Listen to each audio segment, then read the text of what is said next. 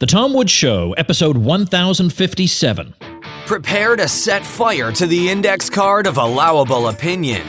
Your daily dose of liberty education starts here. The Tom Woods Show. Men, it's time to stop getting your suits off the $99 clearance rack at Marshall's. In fact, this week, my listeners can get any premium Indochino suit for just $359 at Indochino.com when entering Woods at checkout.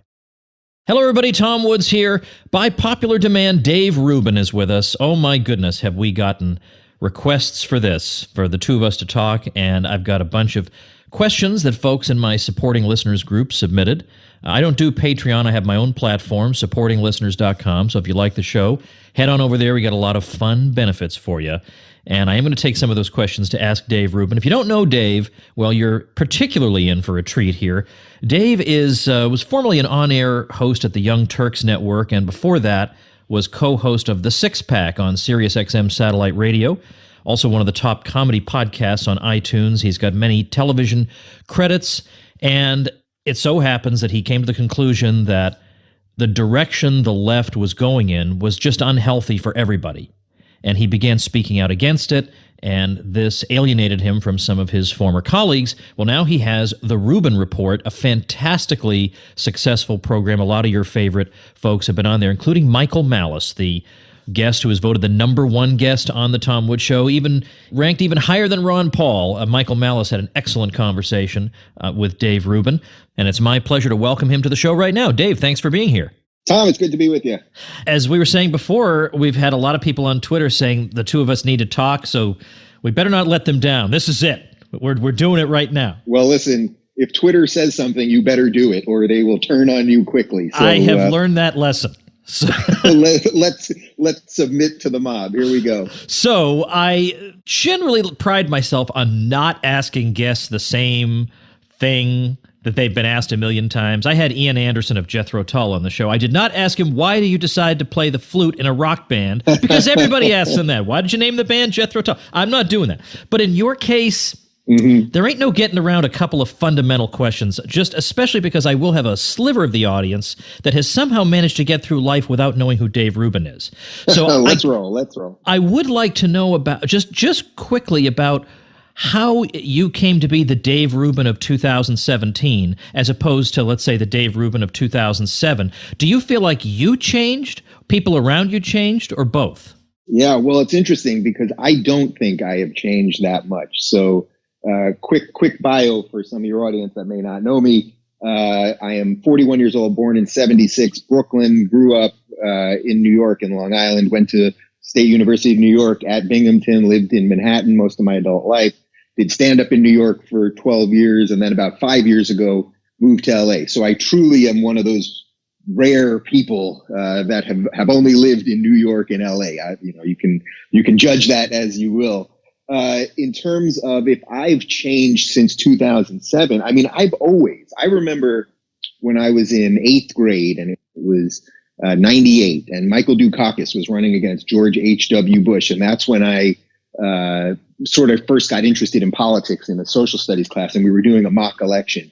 It was so obvious to me that the liberals were the good guys. And there's a moment in the election, which I'm sure some of your listeners will remember, where H.W. called Dukakis a liberal, and Dukakis was running away from the word liberal, and I just couldn't understand it. Liberals were the good guys. They cared about the little guy. They cared about minorities. They cared about poor people, all of those things. And so since I ever cared about politics at about 12 years old in 88, I've always considered myself a liberal. Now, about 5 years ago when I moved to LA and I was doing a show with the Young Turks, that's sort of when I dove into the progressive world. And, now I can tell you very clearly there's a huge difference between being a liberal in the truest sense, in the classical liberal sense, and being a progressive or a leftist. Now, for a while, I think the progressives were sort of making some sense.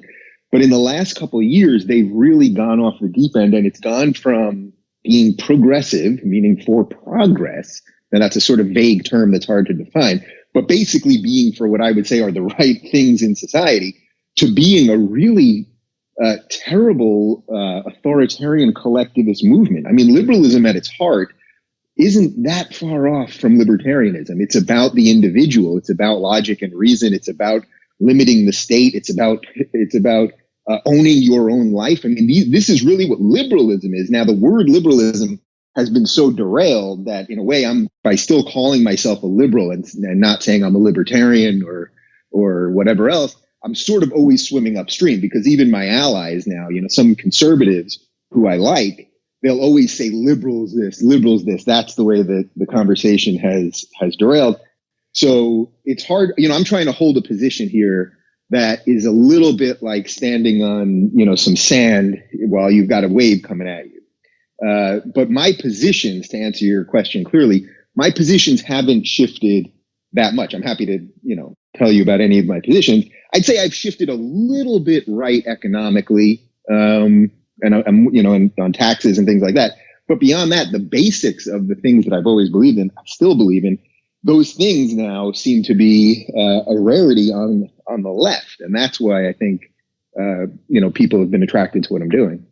Well, here's what I want to know. Let's just say a good number of your guests are, shall we say, edgy? I'm not sure quite how to put it, but they're guests who, let's say, might not make it onto a lot of shows with your audience and your reach. Mm-hmm. So there must be some reason you want to talk to people like that who are quite intelligent, but who say things that are outside what we call the Overton window. Now, is it your view that you just think that we're irrationally excluding a lot of perspectives, and so we should just give them a chance to talk? I mean, in other words, it's a deliberate choice on your part to seek out controversial guests. So what's motivating it? Well, what's motivating it truly is that I love having conversations with interesting people.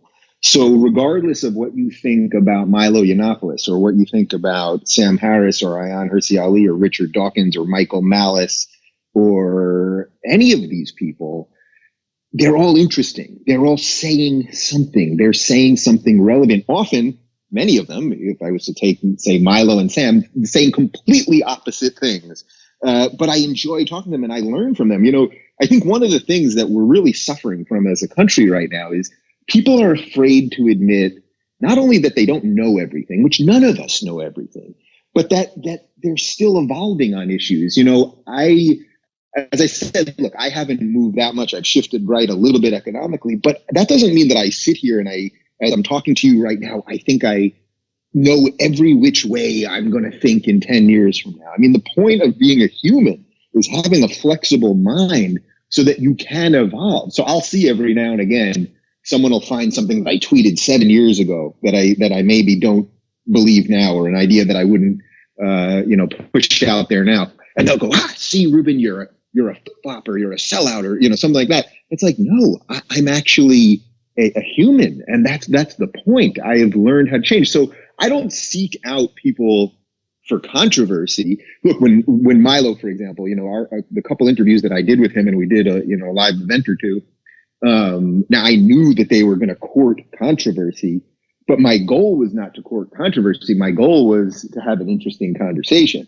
And in the case of Milo, it's like with these protesters, it's one thing to protest. I'm 100% for protest. But if you're going to, burn schools down, and if you're going to call fire alarms and stop, create a human wall so that students can't enter, thus proving that you're not really against walls, you just don't like Trump's wall. I mean, all of these things, then we have a real problem. And unfortunately, what's happened on the left, there's been an absolute intellectual collapse on the left. So it's a lot easier these days for me to find people who are conservative or who are libertarian, the few classical liberals left. It's a lot easier for me to talk to them and make some sense of what they're saying than it is to get sort of people who will act in good faith on the left. I think, unfortunately, there aren't many of them right now. But my goal is not to court controversy. My goal is to have good conversation and learn something. And often, I think you're probably the same way for you. Often when you're talking to somebody, it's not just that you're learning because they're saying something. Often you'll learn something about yourself because you'll go, well, it doesn't sound like they really know what they're talking about. Or no, I completely disagree with that. I like giving people the space to share their ideas. And then, well, let's see if those ideas actually, meet their muster when the rubber hits the road. I want to say something about the reaction among some of your former colleagues to your, again, I don't want to say new position if that's not really the best way of saying it, but I want to be as fair as I can to progressives, because if I were to suddenly change my mind, or at least let's say if I were to be perceived to have changed my mind, or I suddenly had a lot of people on my show and gave them somewhat sympathetic hearings that would shock my listeners, I have a feeling a lot of those people would be really, really upset at me, and some of them would say terrible things that, they can never take back and so on. So I don't think it's, I want to be, as I say, as fair as I can. Maybe it's not anything exclusive to progressives that made them unhappy with you, but what exactly was that like? Well, what was it like when my former colleagues were talking about me? Is that what the question is? Yeah. Well, in other words, when all of a sudden they realized, hold on a minute, wait a minute, Rubin has gone a little nutso from our point of view, and suddenly they just start hitting you. What were they saying? Were they being nasty or sticking to the ideas or what? Well, first off, it goes to the heart of the matter, which is that the left, as a general rule, the left loves diversity, but they don't love diversity of thought.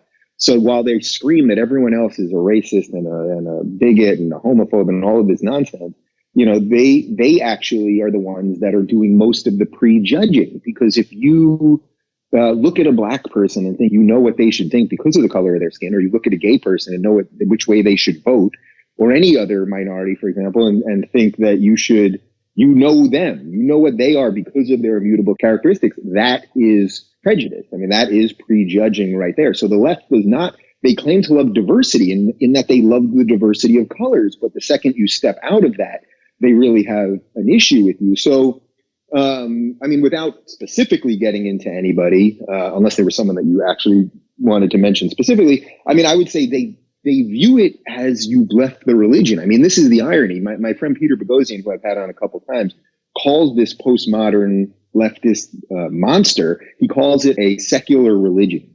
And I think that really does nail it on the head, because the way they behave, if you leave them, you are now the enemy. And it's not just if you leave them. If you hold virtually any contrarian position on anything, they will toss you out. They've become the totalitarian and sort of over the top controlling monster that they claim that the right is. And I've got to tell you that right now, my speaking schedule for the next year at colleges is jam-packed, and virtually every gig that I have is from college libertarians or conservatives. I don't have one invite from a progressive group or a Democratic group or anything that would be on the left. Now, that tells you a little bit about which way the tolerance is running these days. I say that as someone that is for gay marriage. I'm for legalizing marijuana. I'm pro-choice. I'm for strong public education. I'm against the death penalty. I mean, most of these things are thought of as leftist things. And yet the right is the place that is interested in my ideas and interested in conversation. So, as to what my former colleagues might think of me, probably not great things. I mean, some of them, most of them won't talk to me anymore, which is sort of unfortunate. I have a general policy, which is that I won't lose friends over politics. And I've had, personal friends who are not public people that sometimes can be a struggle with.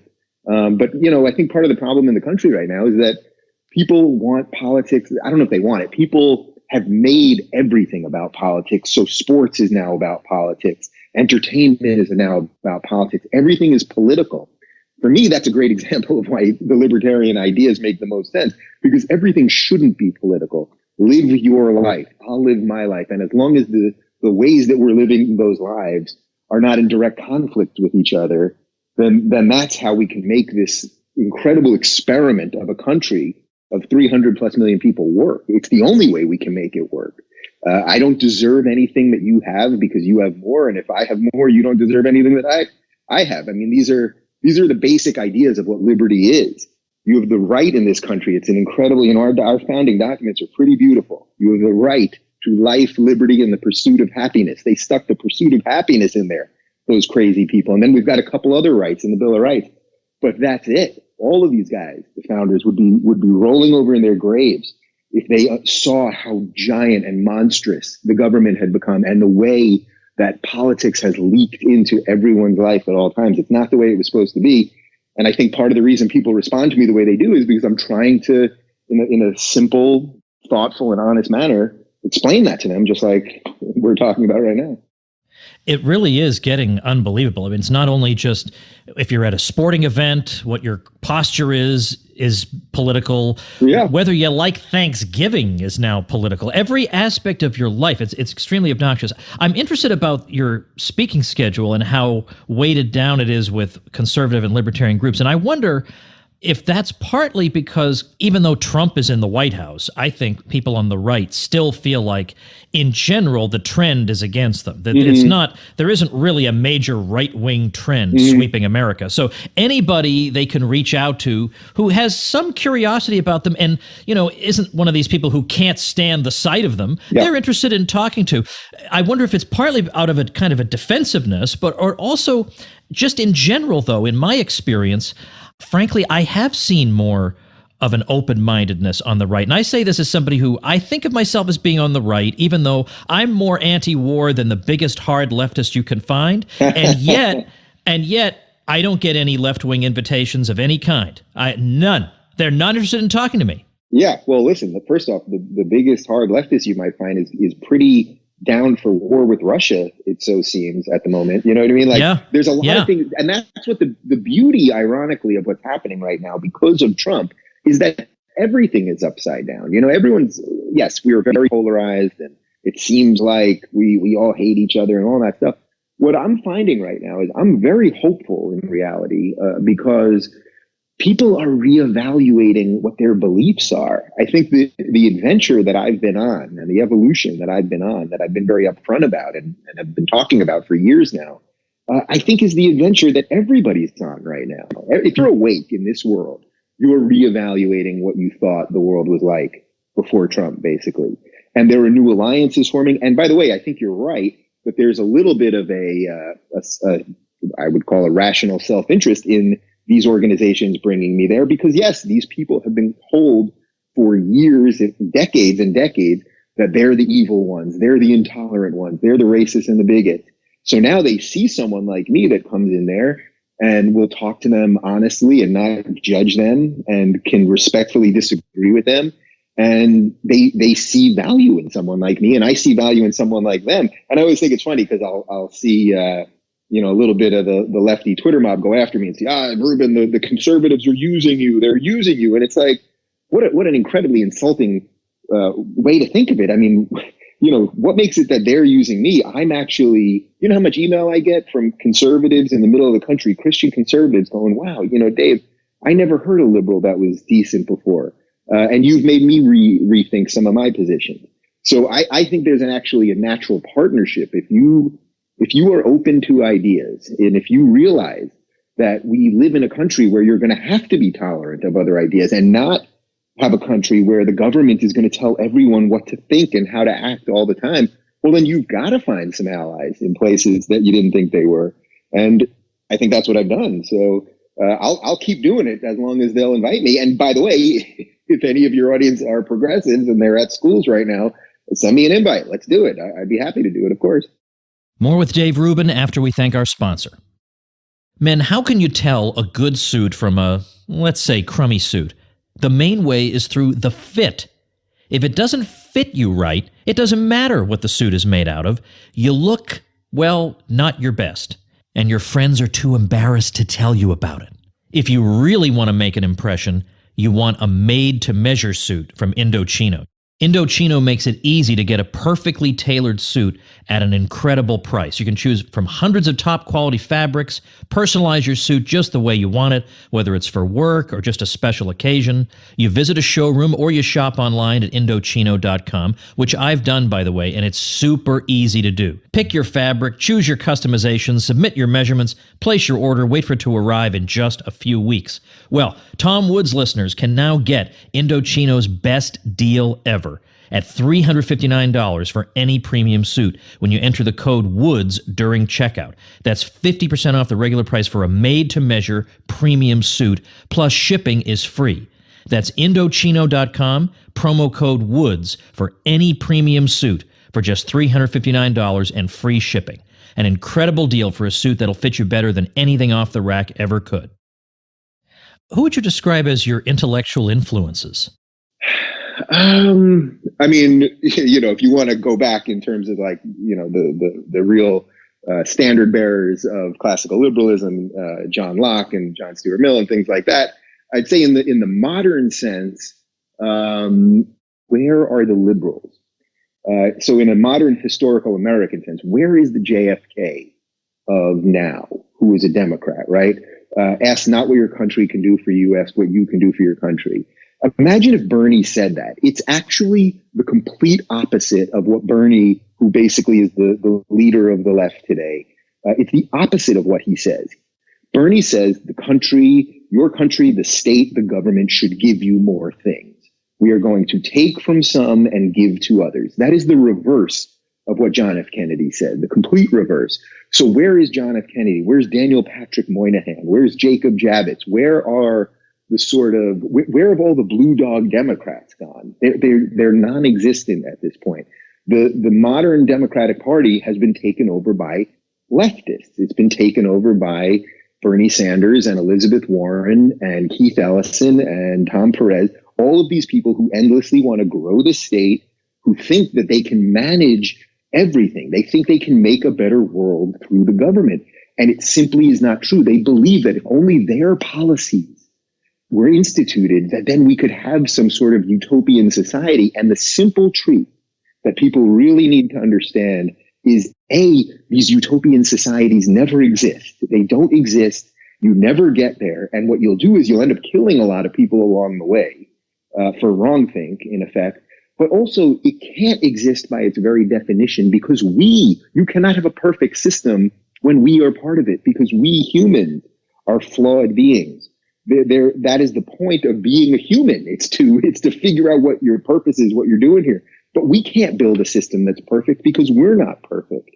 So if there was I was just having this conversation with a few people last night, and it's like, man, I wish that there was a renaissance of true intellectualism on the left. I really wish there was, that didn't demean everybody, that didn't want to control everybody. I would love that.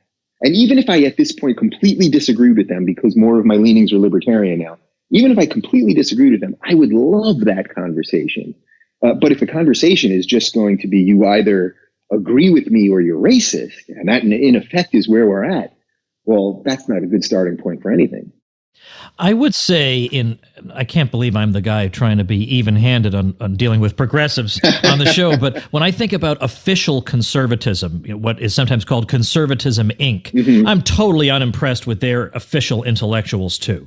It's really lowbrow stuff that it's degenerated to, and particularly in the blogosphere, it's just embarrassing. But if you look at all the unapproved conservative figures, you do find some interesting ones, and that leads into my next question. Yeah. Well, can you give me a couple examples of who you mean by that? Because I can probably name a couple. I just want to make sure we're on the same page. So who would you say are the unapproved ones that you think are pretty decent?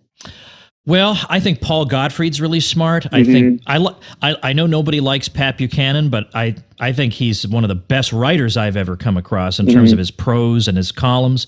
And on this show, I came within inches of getting him to admit that it might have been a bad idea to go into the Vietnam War. That's an accomplishment. I can retire after that.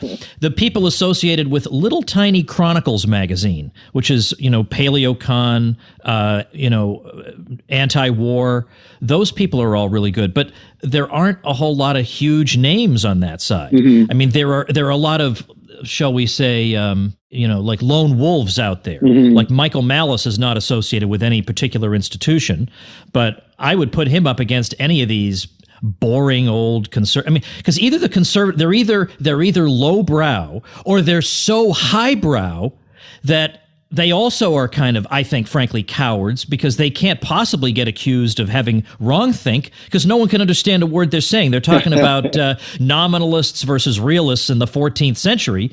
Well, yeah, no one's going to bother you if you talk about that, but I think we have more urgent things to talk about right now. Sure. So where do you put guys like, say, Ben Shapiro and Dennis Prager? Where do you put them in that? All right, they're definitely smarter than the typical conservative. I'll give you that. Mm-hmm.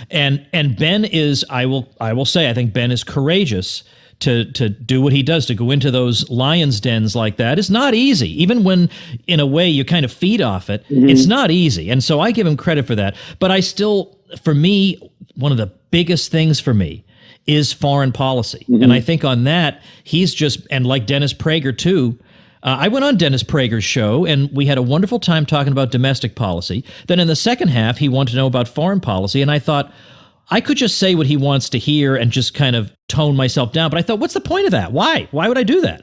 So I just told him, I said, the idea that the U.S. government has just been this innocent bystander all along makes it impossible to understand what's going on in the world. And I said, there's nothing conservative about this ridiculous foreign policy we have. It goes against every conservative instinct, whatever. And he thanked me politely, and I never spoke to him again. So that, to me, that's their big drawback, is that at least when it comes to foreign policy, all the cheekiness and independent thinking that they boast about otherwise goes right out the window, and I get conventional old John McCain and Sean Hannity. I mean, been there, done that. Right. Okay. I just wanted to understand what your line of thinking was, and I understand that. For the record, I think that probably, well, that's unfortunate, I guess, that you haven't been on with Prager again.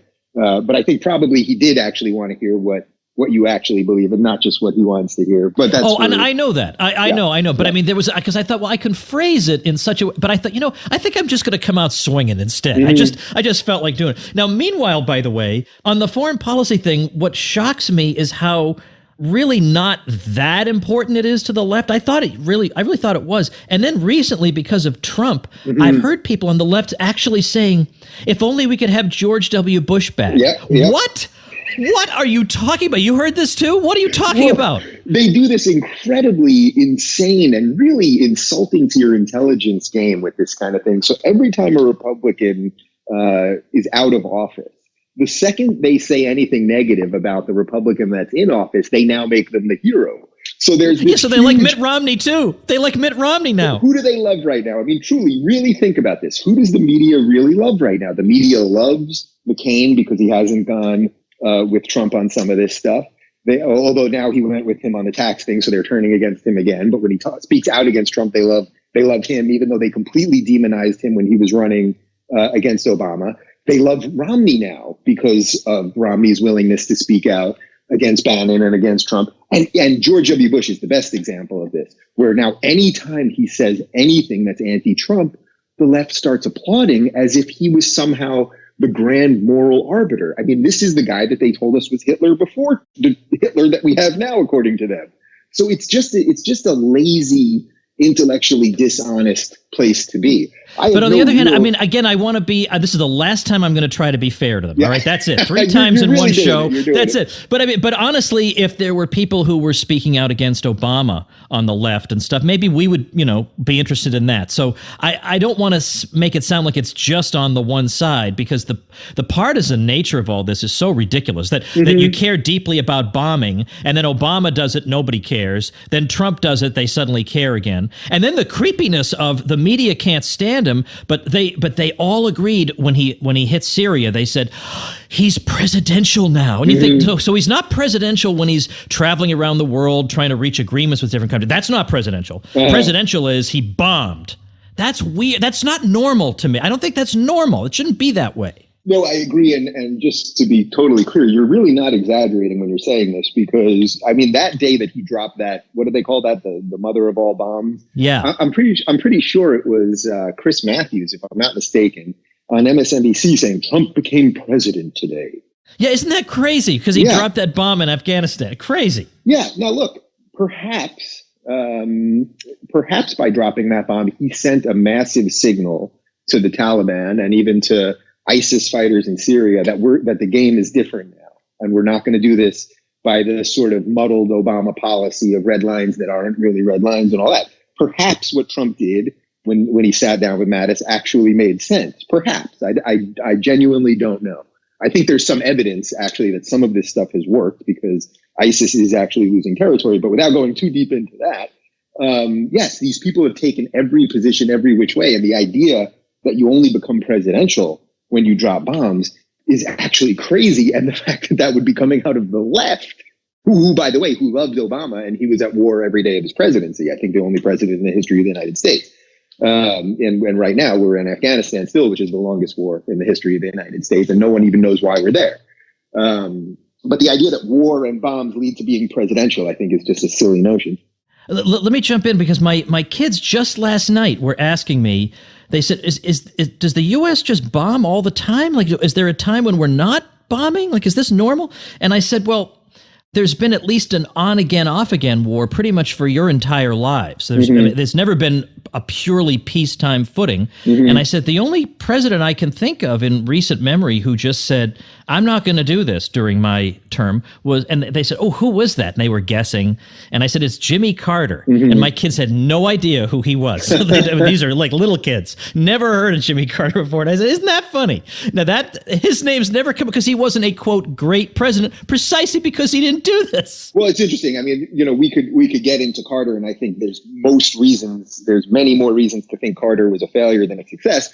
That's probably a whole other conversation altogether. But your point basically stands, and that's sort of why again I said this thing about the founding fathers before, that they'd be rolling in their graves if they saw how big government had become. I think this is a direct part of that. The government was never designed. I mean, I just went to Thomas Jefferson is my personal favorite founder.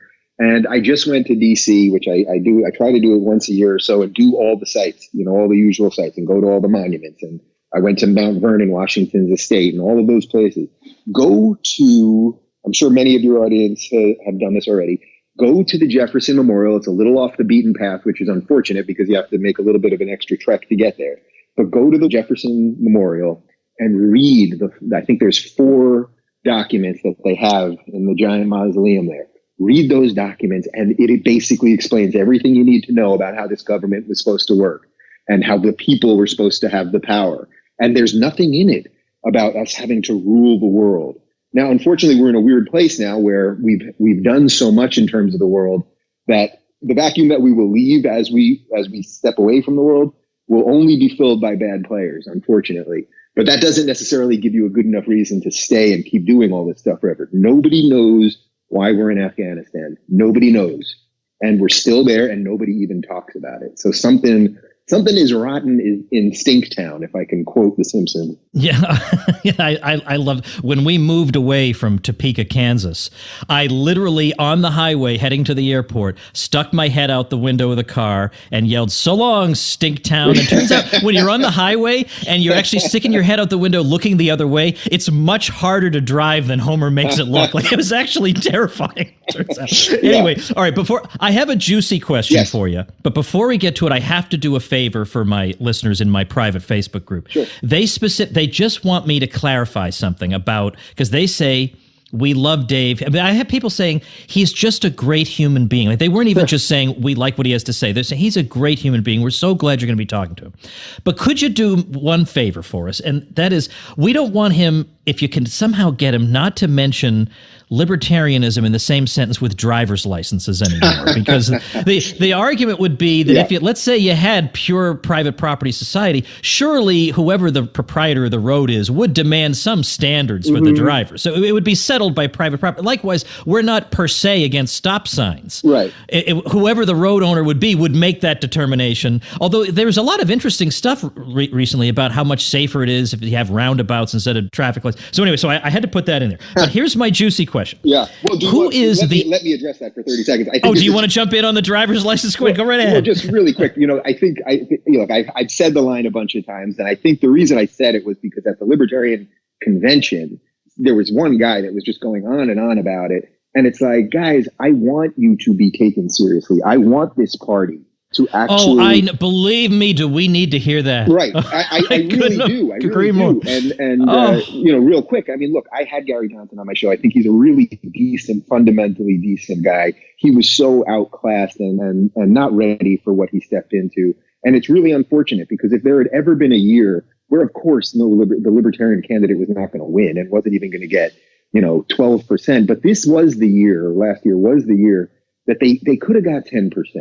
They needed somebody with a strong personality, which he just lacks. Yeah, he just doesn't have the energy in him. That's not who he is. Yeah, and that was the unfortunate part. And look, when I did my thing in August before the debate, I said, I want to endorse this guy because I want to get enough juice so that they'll at least have to put him on the stage once. I said, look, they're going to put him on the stage. He's not even going to do that well because I don't think he has the intellectual acumen to really be there. And I think also, Trump will just beat him senseless. and even Hillary could beat him on policy. Oh yeah. But I wanted him to at least get there. He didn't do it. But in terms of what they're asking, what your audience is asking about the driver's license, yeah, I get what the premise is. Okay. And I'll be aware of it. About that. All right. Okay. That's all we ask. Yeah. That's all we ask. All right. Here's my question. I want to know, maybe you don't even want to answer this, but who on your show has been the edgiest guest that after the interview was over, you thought to yourself, well, darn it, that was a lot more reasonable and persuasive than I thought it would be?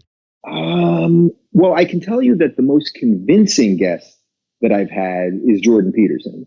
Really? Okay. Yeah. So I've done a few things with him. We've done a couple live events together, and we've done some colleges together. We've done, I think 3 sit downs on my show. Now, I would say in terms of clearly stating their ideas, dealing with high level intellectual topics, really deconstructing postmodernism and leftism and what collectivism is. I don't think there's anyone in the public space right now that's doing it better. He's also doing something really, I think, effective, which is telling people, especially young men, to get their lives in order, that this stuff that we're talking about, that we've now been talking about for however long, this isn't just political theory we're talking about. But if you really believe in the ideas of individualism, and you really believe in the ideas of liberty, then part of that means you got to take care of your own life. Get your life in order. And I think he's doing an exceptionally good job. And I've seen it because when I've been out in public with him, the people that come up to him and say, Jordan, they don't even say political things per se. What they're saying to him is, you're helping me get my life in order. And if you can get people's lives in order, well, then now you've got a great bedrock for them to go out there and fight for the ideas that we're talking about here. Fight for individualism, fight for your own freedom and your own liberty. So I'd say he does the best sort of, the best case of these are my ideas and really think about them. I think on the intellectual side, Eric Weinstein is probably the best pure intellect on what are the problems we have in society right now. What are the reasons that we seem unable to talk to each other? And, he's a mathematician and a physicist, and the ways that he's able to convey extremely high level concepts in a somewhat digestible way, even when some of them go over my head, but we've become good friends and continue that conversation. And then there's sometimes, then there's some of the more mainstream people like Sam Harris or Ayaan Hirsi Ali who are saying, extremely difficult things, in this case, usually about religion, that they're telling you the truth. And sometimes the truth is really tough. And you don't get a lot of cred for it, for saying the truth when it's tough. But they're sticking their necks out there and doing it. And I have nothing but admiration for them. I have a guy in my private group. I told everybody last week that we were going to be talking, and then you and I had to reschedule.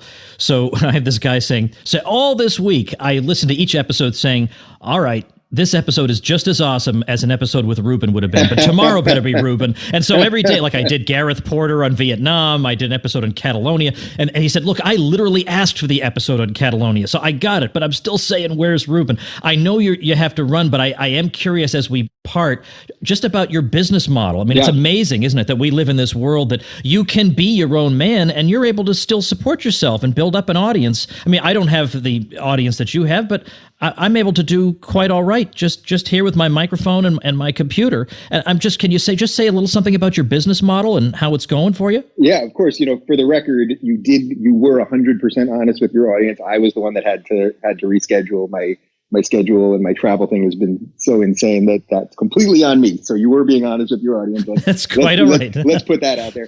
Appreciate it. Yes, you're totally right. What a beautiful thing that there are people like us, some of whom are more successful than both of us, some of whom are just starting out now, but that have all of the tools to get these ideas out there. So to give you the little bit of trajectory that I was on, I was with the Young Turks. At first, I did stand up, as I said, in New York. I had a show on Sirius XM for a while, but I was pigeonholed really talking about pop culture, even though I wanted to do politics. Did my thing at the Young Turks for about 2 years. Then I had my sort of political awakening and I left. I ended up at Aura TV, which is a digital network that's founded by Larry King, who's become a friend and a mentor of mine, which is just absolutely incredible. I mean, the true king of interviewing. People think I'm pretty decent at it, but to me, that guy is the standard bearer of this. I was with them for a while, and after about 9 months, I had realized that our show was growing at such a rate, and that the audience was so passionate about what I was talking about. And I felt like every day I was getting a slew of emails saying, Dave, I'm the same way. I've always thought I was on the left, but something is not right here. And it felt so powerful to me that I thought, you know what? Let's see if we can do this independently. There were a couple changes happening at Aura where they wanted more out of us, but I wasn't going to see any of the fruits of that. And I thought, you know what? I have to start putting these ideas into practice all the time about individualism and owning your life and all of these things. So the real beauty, if I've done anything right in my life, partly accidentally, but partly intentionally, is that the things that we've talked about here and the ideas of rational self-interest and doing what is good for you, which in turn I think is then good for the people around you, and all of those things, I've been able to put them into practice. So in June of 2016, we went fully independent, and we're fan funded, mostly on Patreon. But we, now for years we didn't put any ads on our podcast. Now we put some ads there, and the YouTube ad rev can be up and down, and all whatever else it is. We have a few little partnerships. But yes, I'm my own boss. I'm able to run a small business with the same principles that I talk about on air. I pay 100% of all my employees' healthcare, and I'm happy to do that.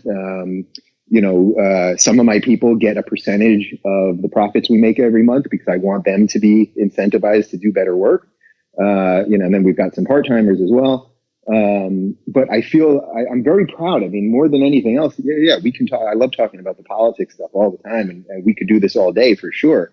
But I think really the thing that I'm most proud of is that the ideas that I'm talking about are the very ideas that have given me the life that I want, and I feel I'm very humbled by that people, all of my content is free. Everything that every show that we do is free. Nothing's behind a paywall. If you're a patron of ours, there's some bonus things that we do, but not bonus interviews. They're fun little things that we do. But everything we do is free, which means that the people who support us on Patreon, some of whom give us hundreds of dollars, some give $1, some give hundreds, they're all doing it voluntarily because they want the ideas to get out there. So it's in their rational self-interest. If you care about these things, well, then you want to help people who are talking about the things that you care about. So it's a beautiful partnership. And it goes to show, actually, that if you are an individualist, that the type of collectivism that will come around you because of individuals is actually beautiful. So it's as bad as I think the word collectivism is, when it's based in individualism and you're all trying to do something because it's right for you as the individual, not because of your immutable characteristics or because of guilt or because people are telling you you're this or that, but because it's you, what you own in your mind. That's a beautiful thing, and I'm very proud of that. And it's connected me with all sorts of people who were intellectual heroes of mine and celebrities that I always wanted to meet, and athletes, and I get to have great conversations like this, and I'm very proud of that. Dave, if people are now curious to watch your show, how do they do that? Well, our branding guy is pretty good, so it's RubinReport.com, YouTube.com/RubinReport, Twitter.com/RubinReport, Instagram.com/RubinReport, Facebook.com/RubinReport. And I think I'm off the Snapchat. I couldn't take it anymore. I'm still trying to figure out how to use it. I'm 4 years older than you, so I'm an oldster. Trust me, I am way too old to be doing that thing. It's not. I can't even get Instagram. I feel like I'm doing pretty well on Facebook and Twitter. I'm just going to quit while I'm ahead, but I will, just in case people didn't quite get that branding message, I'll link to all that stuff on our show notes page. This is episode 1057, so tomwoods.com/1057. Well, Dave, it happened. Now the Twitter hordes can now stand down. It happened, and I'm very glad about it. Thanks so much for talking to me today. Well, it's a pleasure, and I'm glad we have so much crossover in our audiences, and this is what it's all about, right? I mean, finding people who, whether if we were to do this for the rest of the day, yes, I'm sure we could find some disagreements on things, and that's fine. This is an experiment, this country. This is a great experiment, and we got to keep testing it and making it better. And I love that there are voices like yours out there that are trying to do it the same way I am. It's a beautiful thing, so I really enjoyed it. Well, thanks so much. Continued success. Okay, thanks a lot, Tom. All right, everybody, that's it for today. Remember, I release an episode of The Tom Woods Show every single weekday, so make sure you subscribe on iTunes or Stitcher. It's always worth your while. We learn a ton on this show. We always talk to interesting people, and you walk away inoculated against mainstream BS. So check it out on iTunes or Stitcher. Got the links to subscribe at tomwoods.com/episodes, which is also the page where you can see every single one of the 1,057 episodes of this show, right there on one single page, tomwoods.com/episodes. That's it, everybody. See you tomorrow. Become a smarter libertarian in just 30 minutes a day. Visit tomwoods.com to subscribe to the show for free, and we'll see you next time.